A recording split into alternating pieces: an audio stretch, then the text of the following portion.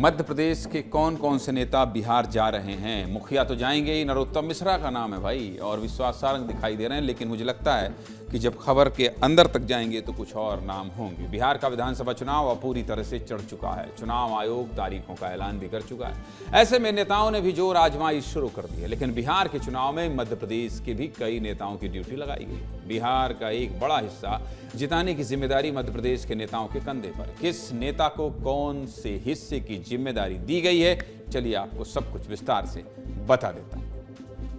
बिहार विधानसभा चुनाव के लिए सभी राजनीतिक पार्टियों ने जोर आजमाइश शुरू कर दी है। 6 नवंबर और 11 नवंबर को बिहार में वोट डाले जाएंगे। 14 नवंबर को तय हो जाएगा कि बिहार में किसकी सरकार बनेगी। चुनाव का ऐलान होते ही बीजेपी ने अपनी घेराबंदी और मजबूत करना शुरू कर दिया।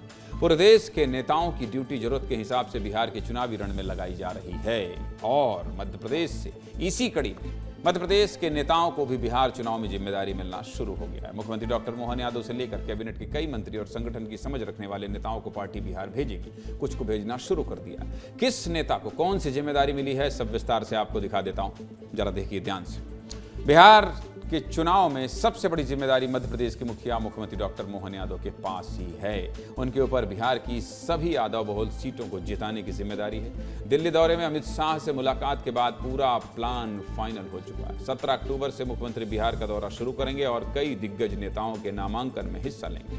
दिवाली के बाद मुख्यमंत्री रेगुलर प्रचार में हिस्सा लेंगे और अलग अलग क्षेत्रों में प्रचार कर सकते हैं। मुख्यमंत्री के बाद सबसे बड़ी जिम्मेदारी मध्य प्रदेश के बीजेपी प्रभारी डॉक्टर महेंद्र सिंह के पास है। मध्य प्रदेश के प्रभारी हैं, मध्य प्रदेश के प्रभारी हैं, उत्तर प्रदेश से आते हैं। महेंद्र सिंह को मिथिला तिरहुत जोन की जिम्मेदारी दी गई है। सीटों के हिसाब से ये बिहार का सबसे बड़ा जोन है। 12 जिलों की 58 सीटें इस जोन में आती हैं, इसलिए भाजपा का खास फोकस इस जोन पर है। और यही कारण है कि बीते 2 सप्ताह में महेंद्र सिंह मिथिलांचल में डेरा जमाए हुए हैं और कई बैठकें भी कर चुके हैं। इसके अलावा किसका नाम है? कैबिनेट मंत्री विश्वास सारंग भोपाल से आते हैं, उनको भी बहुत महत्वपूर्ण जिम्मेदारी दी गई है। उनके पास पटना, मुंगेर, बेगूसराय, नालंदा क्षेत्र की जिम्मेदारी। जातिगत समीकरण को देखते हुए पार्टी ने यह फैसला लिया है कि राजनीतिक दृष्टि से देखा जाए तो ये सबसे संवेदनशील जिले हैं। कुल मिलाकर विश्वास सारंग के ऊपर 31 विधानसभा सीटें जिताने का जिम्मा है। इसके अलावा भारतीय जनता पार्टी ने पूर्व गृहमंत्री नरोत्तम मिश्रा को भी बिहार चुनाव में जिम्मेदारी दी है। दरअसल नरोत्तम मिश्रा के दिल्ली और महाराष्ट्र चुनाव में राजनीतिक मैनेजमेंट को देखते हुए पार्टी ने उन्हें बिहार में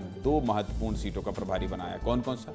मुजफ्फरपुर और बोचहां सीट की जिम्मेदारी नरोत्तम मिश्रा के पास होगी। ये दोनों ही सीटें आरजेडी के दबदबे वाली सीट मानी जाती है। बिहार चुनाव में मध्य प्रदेश के नेताओं को प्रभार मिलने के बारे में वरिष्ठ पत्रकारों का क्या कहना है, ये भी आपको सुना देता हूं, सुनिए।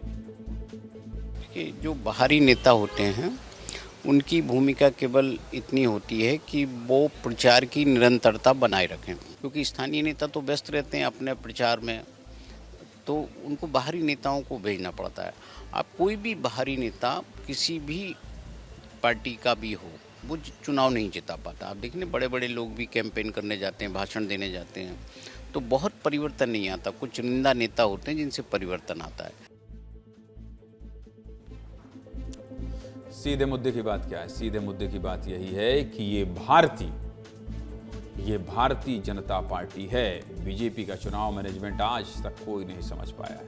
कभी अमित शाह खुद घर घर पर्चे बांटने लगते हैं, तो कभी कई मुख्यमंत्री एक साथ प्रचार करते हैं, और उसका कितना फायदा पार्टी को मिलता है ये किसी से छिपा नहीं है। इसीलिए कहा जाता है कि चुनाव जिताने की मशीनरी बीजेपी के पास है।